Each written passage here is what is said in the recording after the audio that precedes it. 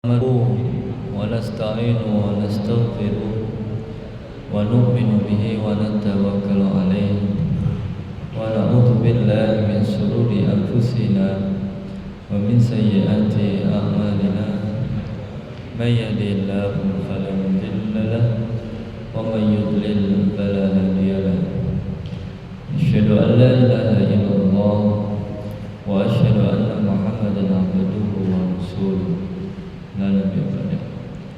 اللهم صل وسلم وبارك على سيدنا محمد وآل سيدنا محمد.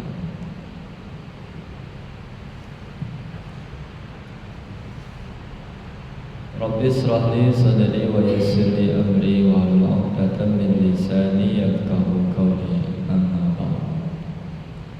Para jamaah hadirin yang dimuliakan Allah Subhanahu wa taala, puji syukur kita panjatkan kehadirat Allah Subhanahu wa taala, yang mana Allah Subhanahu wa taala telah melimpahkan nikmatnya kepada kita, baik nikmat yang nampak maupun nikmat yang tidak nampak, baik nikmat zahir maupun nikmat batin. Ini menandakan bahwasanya Allah menunjukkan keesaannya, sehingga kita bisa merasakan nikmat Allah Subhanahu wa taala. Kita tidak tertinggal satupun, sehingga kita merasakan dengan keimanan, merasakan dengan ketakwaan kita kepada Allah Subhanahu wa taala. Karena tanda dia seorang hamba mensyukuri nikmat Allah, maka dia akan menambahkan keimanan dan menambahkan ketakwaan kepada Allah Subhanahu wa taala.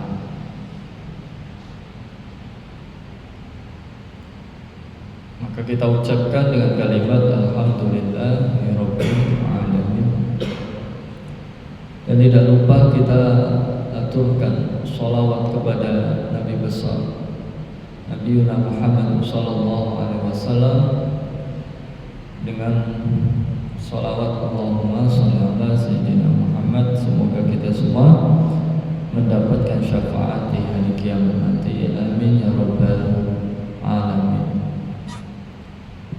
Bismillahirrahmanirrahim. Melanjutkan tafsir surat Al-Anfal ayat 35 yang berbunyi, wa ma kana sholatuhum indal baiti illa muka'aw wa tasdiyah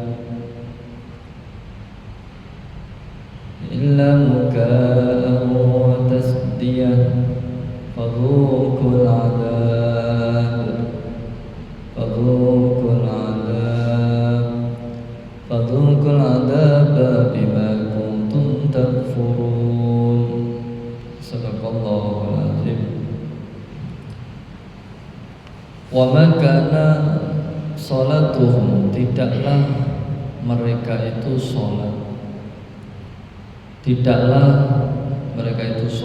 atau sholat mereka indal bait, di sisi Allah Subhanahu, di sisi masjid Baitul Haram yang dikehendaki di sini, Masjid Baitul Haram, Masjidil Haram.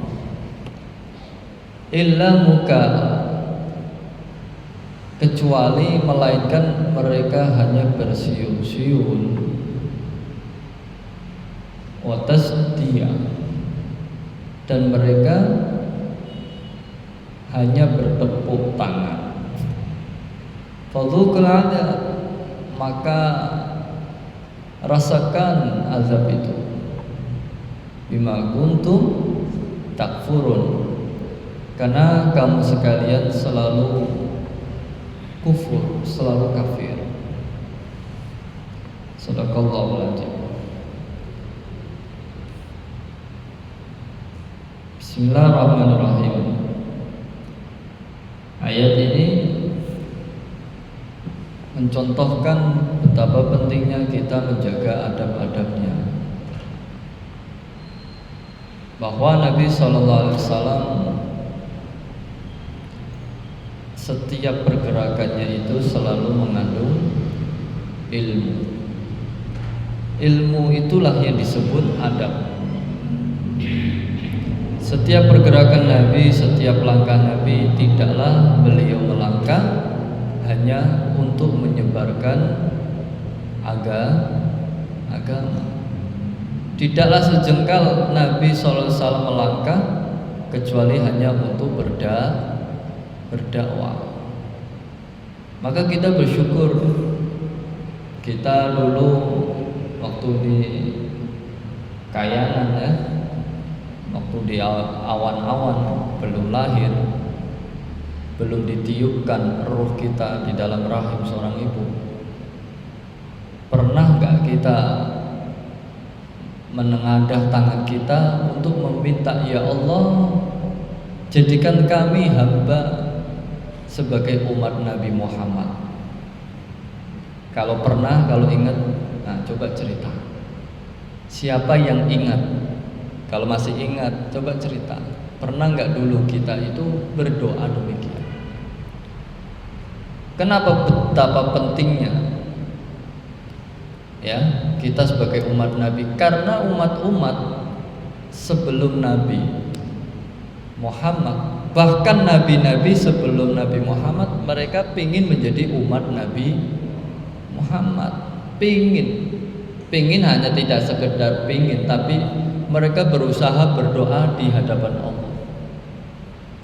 Tapi ala kulli hal Allah mengizinkan hanya Nabi Isa saja.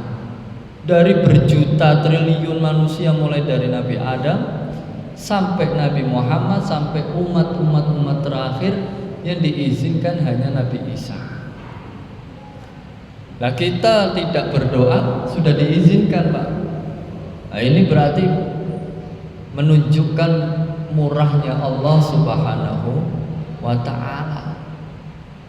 Kita ini kalau melihat di counter ya, banyak nomor-nomor ya, nomor HP, bukan nomor toga. Nomor HP belum diregistrasi. Nah, kita itu keadaannya dulu begitu. Ada nomor-nomor kode belum diregistrasi sama Allah, belum di ACC. Nah, datanglah orang datang, saya mau nomor yang ini, dikehendakilah nomor itu diregistrasi, maka menjadi nomor, dipublikkan, menjadi dia bisa beroperasi di media. Nah, kita itu begitu. Kita dulu tuh berjejer, bergantungan, ya, kayak nggak berguna, kayak tidak berguna. Tapi ketika Allah menghendaki, oh yang ini, saya kehendaki dia hidup hari ini, tahun ini, nanti mati tahun ini. Rizkinya 10 ton, ya, beras. Jadi ukuran rizkinya pun sudah ditakar sama Allah. Berasnya berapa ton, sayurnya yang masuk ke kita berapa ton, ya, sudah ditakar. Jajannya, snacknya sudah ditakar semua, nggak ada yang kurang, nggak ada yang lebih. Ketika Allah cukupkan, cukup, ya sudah mati. Ya, yang tidak mati hanya amal jariah. Maka kita pentingnya beramal jariah. Nah, jadi begitu, ya. Kita bersyukur kehadiran Allah. Kita tidak pernah minta, tidak pernah berdoa, tidak pernah berangan-angan, tidak pernah berpikir. Tetapi Allah Subhanahu wa ta'ala menghendaki kita dihadirkan sebagai umat Nabi Muhammad sallallahu alaihi wasallam. Nah, di antaranya sebagai bentuk umat itu yang mengamalkan apa yang dikerjakan oleh Rasulullah. Kata Nabi Muhammad, umatku itu umat yang mau masuk surga. Ada yang nggak mau gimana? Ya bukan umatku. Umat itu nanti golongan di akhirat yang mau masuk surga. Ya, itu maka disebut umat. Nah, siapa yang nggak mau masuk surga ya Rasulullah? Orang yang nggak mau mengamalkan sunnah-sunnahku. Dia enggan mengamalkan agama tuh enggan. Malu saya mengamalkan agama. Malu saya pakai sarung. Nah, malu saya pakai ini, pakai itu. Ya, memang yang dikerjakan Nabi semua itu ya mengandung kejayaan. Di balik kesunahan Nabi ada kejayaan.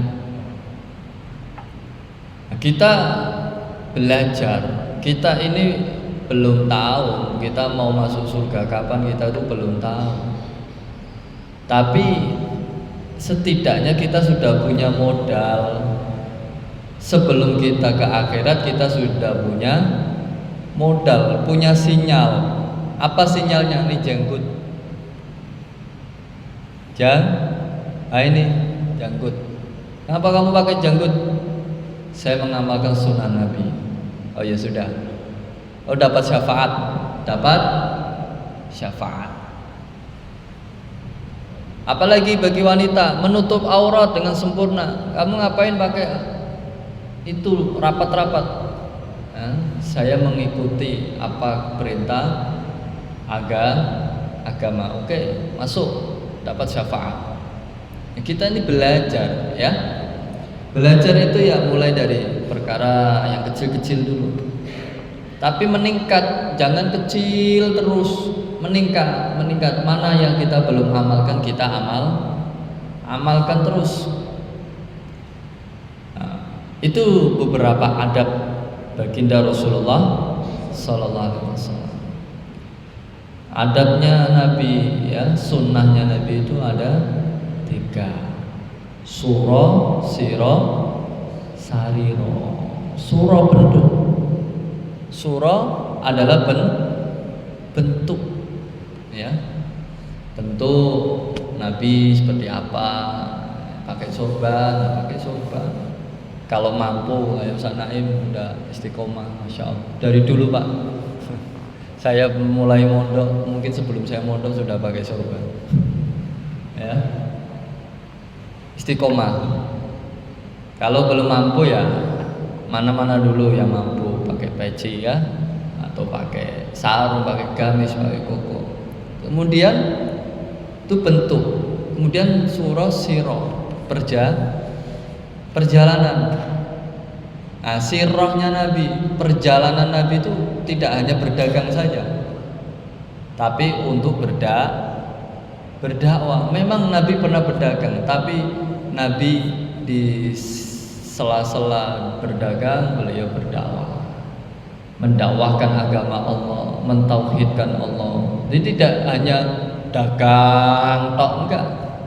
Makanya kita diberitakan sama Allah ketika kita dalam pekerja ya, jangan lupa kita tetap amalkan agama. Ketika kita kerja, waktunya puasa tetap puasa, waktunya sholat tetap sholat, waktunya zikir tetap artinya apa? Sehingga kerjamu itu ada kandungan agama, tidak murni dunia tok, enggak. Kerja tok, malu-malu tok, dari jam 7 sampai jam 5 malu terus, gak ada zikirnya. Masya Allah, gak ada nilai agamanya. Tapi memang betul, maksud daripada kok kerja gak ada nilai agamanya itu gimana? Karena kerjanya selalu melalaikan sholat. Dia kerja betul, saya kan ada tanggung jawab besar menafkahi keluarga, iya betul. Tapi caramu masih meninggalkan agama, maka di situ tidak ada keberkahan dalam pekerjaannya. Nah, maka supaya kita diberkahi, ya tetap sholat. Ketika azan berkumandang tetap sholat. Mendesaknya tidak tepat waktu, setidaknya sholat. Jangan tinggalkan sholat. Nah, perkara sholat ini udah jangan sampai hilang begitu saja, jangan. Karena kita ini kalau tidak dengan sholat nanti di akhirat bukan siapa-siapa, Pak. Ya, kita ini kalau tidak dengan sholat nanti di akhirat ini kita bukan siapa-siapa. Kamu mau masuk surga, nah, kamu dulu melalaikan saya, kata sholat. Sholatu miftahul jannah. Sholat itu kuncinya surga. Lah kamu kok mau masuk surga, tapi kamu dulu melalaikan, naruh kuncinya di mana? Hah? Kamu selalu melalaikan saya, ya. Kamu anggap enteng. Nah, makanya kita selalulah, ya, selalu evaluasi. Kemudian surah Sirah Sariro. Sariro ini apa nih, Pak? Fikir, ya. Nah, fikir Nabi Sariro. Yang fikir Nabi itu bagaimana umat ini bisa diajak bekerja sama untuk menuju surganya Allah. Ya, kalau kelas imannya kita ini ya tujuannya surga. Tapi kalau sudah kelasnya wali tujuannya ya ridho. Jadi ada tingkatannya. Kalau kita ridho kayak jaunian, ya Allah, kita amalnya belum apa-apa. Ya udahlah, kita minta surga. Ya. Gak apa-apa. Yang penting kita kan tidak mau masuk neraka. Nah, itu sudah bentuk keselamatan. Gak mau masuk neraka itu sudah bentuk keselamatan. Artinya apa?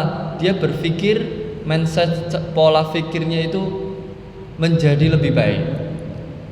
Karena saya ingin selamat daripada nerakanya Allah Subhanahu wa ta'ala. Nah, kemudian dalam ayat ini dijelaskan mengenai adab-adab masjid.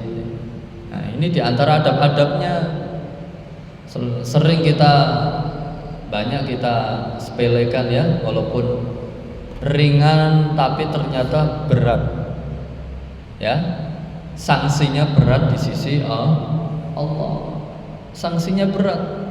Nah, kalau kita mengotori di dalam masjid satu butir kotoran, nanti itu jadi seberat onta, dibebankan di pundak kita. Itu kalau kita mengotori di masjid. Masya Allah, ya, ngeri, ya. Emang ringan tapi sanksinya berat di sisi Allah. Maka kita jangan mudah sekali mengotori masjid. Segera kalau kita melihat satu butir, ya, sampah, kertas, plastik dalam masjid, udah pungut saja. Jangan merasa bukan tugas saya kan bukan tukang nyapu, atau saya bukan tukang pungut.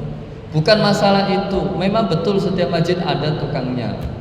Tapi untuk amal, ya siapa saja, kembali kepada kita masing-masing. Kalau untuk amal, ya, kalau untuk amal, menyalakan lampu di masjid saja, masya Allah, pahalanya besar. Ya, menyalakan lampu di masjid saja pahalanya besar, Pak. Apalagi kita memungut daripada sampah-sampah di dalam masjid.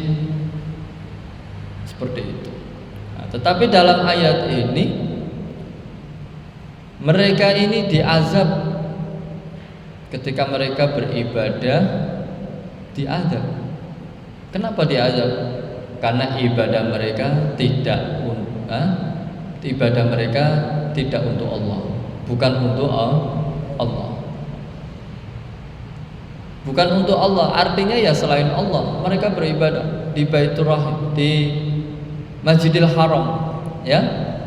Mereka beribadah di Masjidil Haram, tapi ibadahnya mereka bukan untuk Allah, melainkan untuk berhalanya. Karena dulu di dalam Ka'bah kan masih banyak penampungan berhala. Seperti itu. Nah, kemudian mereka ini sholat, wa makana sholatuhum indal baiti illa muka. Mereka ini beribadah, ya, sholat mereka. Ini bahasa sholat itu ya sembahyangnya mereka dulu di Masjidil Haram. mereka mengelilingi Ka'bah sambil bertepuk tangan dan bersiul. Ya, nggak boleh bersiul-siul. Yang suka siul ini ternyata cara ibadahnya orang Yahudi. Ya.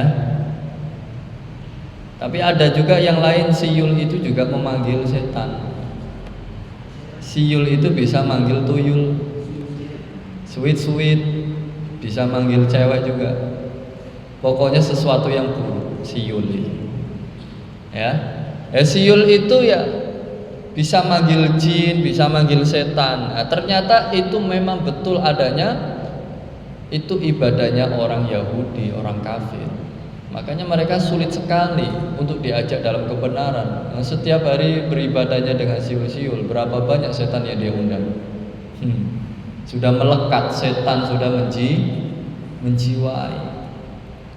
Nah, di sini Allah mengazab mereka.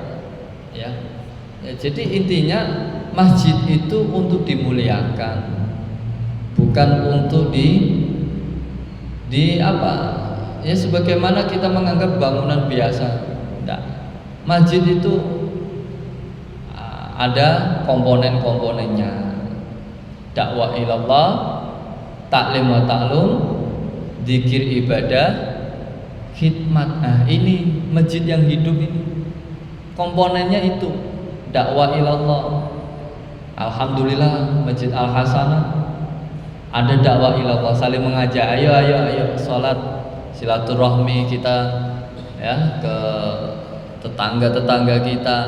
Walaupun kita secara pribadi kita belum mampu, tapi kita dibantu oleh saudara Islam kita, datang dari Pakistan, datang dari Arab, datang dari yang lokal, dari Jakarta bisa, dari Palembang bisa, datang ke sini membantu kita. Mana nih teman-teman yang belum ke masjid? Nah, dakwah ilallah. Nah, hidup. Taklim wa ta'lum. Alhamdulillah sudah berapa masjid kita ini setiap hari ada taklim wa ta'lum, belajar dan mengajar. Terus ada taklim tafsir zuhur, ada taklim asar. Nanti malam Selasa, malam Rabu ada kajian khusus ya. Terus pagi ada ngaji bareng santri-santri. Masya Allah hidup ya, taklim wa ta'lum. Kemudian zikir ibadah. Ada zikir, ada ibadah. Alhamdulillah ya. Kita sebelum sholat zikir subhanallah ya. Zikir ibadah. Nanti setelah sholat ada zikir ibadah, baru zikir ibadah. Kemudian khidmat. Khidmat itu apa? Saling melayani. Masya Allah. Ya mudah-mudahan masjid kita istiqomah Pak ya. Itulah ya. Dakwah ilallah, taklim wa ta'lum, zikir ibadah, ini yang disebut masjid. Kalau masjid ini sudah mati, kampungnya mati. Bukan matinya listrik, lampunya mati, bukan. Masjidnya nggak ada amalan, cuma dibuka mau sholat saja. Sedangkan sholatnya yang ada maghrib sama isya. Selebihnya wallahu a'lam bishawab. Sudah banyak masjid-masjid di mana-mana begitu. Musola masjid. Kita sudah keliling. Kalau dakwah begitu menemui masjid, ya Allah. Kalau zuhur nggak ada yang adzan, asar nggak ada yang adzan, imamnya pun nggak ada. Akhirnya kita yang imam, sebagai pendatang akhirnya imam. Kita yang menghidupkan. Jadi dalam hati sedih. Masjidnya mewah, megah, luas. Tapi duhur, asar, yang ramai maghrib, isya, ya mending subuh, ya udah. Pokoknya begitu di mana-mana masjid musola sudah begitu. Bukan musim lagi, sudah kayak adat. Nah, maka inilah masjid ini salah satu jantungnya masyarakat, jantungnya kampung. Kalau masjid hidup, masya Allah masyarakatnya hidup semangat untuk beramal. Ayo sedekah, selesai. Ayo sedekah lagi, sedekah ada ini guyur-guyur, selesai. Kenapa kok bisa ringan? karena sudah dibantu dengan amalan-amalan masjid. Nah, maka kita bersyukur dengan adanya masjid kita itu sudah hidup 4 amal, 4 komponen. Nah, maka kita istiqomahkan, jangan kita malah mengurangi amalan.